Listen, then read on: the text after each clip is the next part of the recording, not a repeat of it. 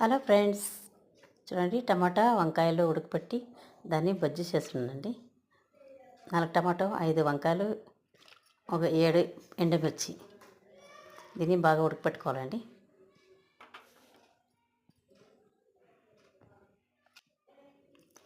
Onion, వెల్లుల్లి, కొత్తిమీర ready. ఇప్పుడు తిరుగుబాతకి ఆవాలు, మినప్పప్పు, జీలకర్ర ఇవన్నీ ఉడకపెట్టిన దాన్ని స్మాష్ చేస్తున్నాను. ఇప్పుడు తిరుగుబాతకి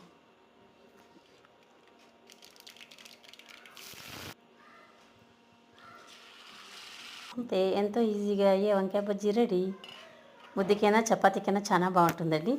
ఇలాగే చేసుకోండి.